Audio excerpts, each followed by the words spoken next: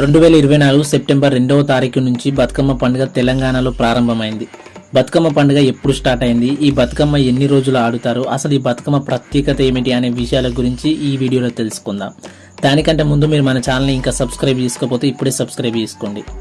అమావాస్య నాడు ప్రారంభమై బతుకమ్మ సంబరాలు అశ్వయుజ అష్టమితో ముగుస్తాయి. ఈ 9 రోజులు తెలంగాణలో ఆడపడుచులు రోజుకో రూపంలో బతుకమ్మను కొలుస్తారు. బతుకమ్మ అనే మాట వినగానే ముందుగా మనకు గుర్తుకు వచ్చేది పూలు, నైవేద్యాలు.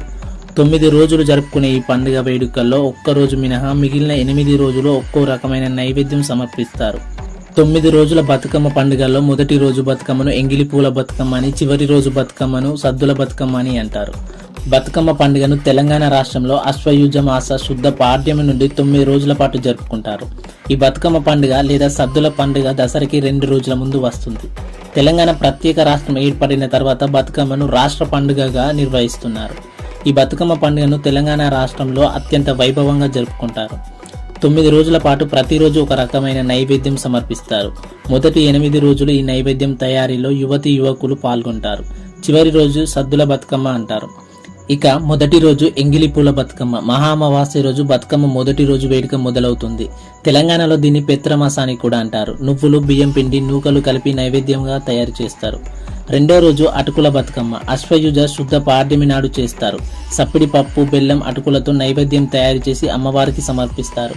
మూడో రోజు ముద్దపప్పు బతుకమ్మ. ముద్దపప్పు, పాలు, బెల్లం నైవేద్యంతో తయారు చేసి సమర్పిస్తారు. నాలుగో రోజు నానబియ్యం బతుకమ్మ. నానవేసిన బియ్యం, పాలు, బెల్లం కలిపి నైవేద్యంగా తయారు చేస్తారు.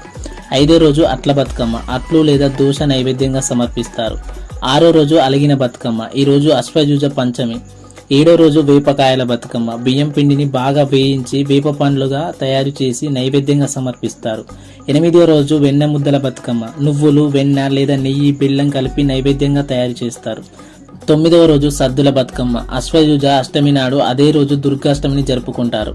5 రకాల నైవేద్యాలు తయారు చేస్తారు. పెరుగన్నం, చింతపండు పులిహోర, నిమ్మకాయ అన్నం, కొబ్బరన్నం, నువ్వులన్నం. 9 రోజులు సమర్పించే నైవేద్యాలు మొక్కజొన్నలు, జొన్నలు, సజ్జలు, మినుములు, శనగలు, పెసర్లు, పల్లీలు, నువ్వులు, గోధుమలు, బియ్యం, కాజు, బెల్లం, పాలు ఉపయోగిస్తారు. 9 రోజులు బతుకమ్మ పండుగలలో మొదటి రోజు బతుకమ్మను ఎంగిలి పూల బతుకమ్మ అని, చివరి రోజు బతుకమ్మను సద్దుల బతుకమ్మ అని అంటారు.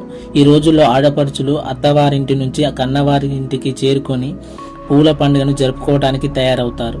ఈ 9 రోజులలో వీరు రోజు బతుకమ్మ చేసి ప్రతి సాయంత్రం వాటి చుట్టూ తిరుగుతూ ఆడుతారు. ఆ తర్వాత దగ్గరలో ఉన్న జలాలలో నిమజ్జనం చేస్తారు.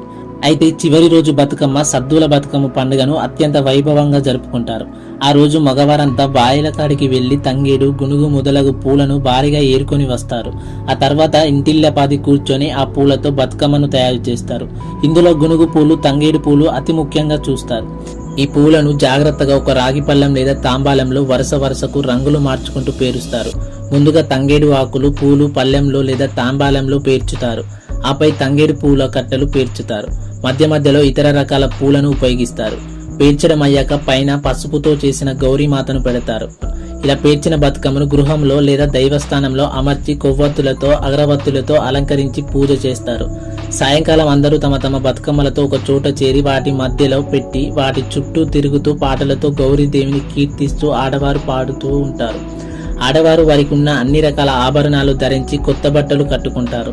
ఇలా చాలాసేపు ఆడాక మగవారు వాటిని చెరువులో నిమజ్జనం చేస్తారు. ఆపై పల్లెంలో తెచ్చిన నీటిని ఆడవారు వాయనమమ్మ వాయనం అంటూ వాయనాలు ఇచ్చిపుచ్చుకుంటారు. ఆపై ఇంటి నుండి తీసుకువచ్చిన పెరుగన్నం, సత్తుపిండి ఇతరులకు ఇచ్చుకుంటూ వారు కూడా తింటారు. ఫ్రెండ్స్, మరి బతుకమ్మ పండుగ మీకు కూడా ఇష్టమేనా? అయితే ఎస్ అని కామెంట్ చేయండి, లైక్ చేయండి, షేర్ చేయండి. ఇలాంటి వీడియోస్ మిస్ కాకుండా ఉండడానికి మన ఛానల్ని సబ్స్క్రైబ్ చేసుకోండి. Thanks for watching.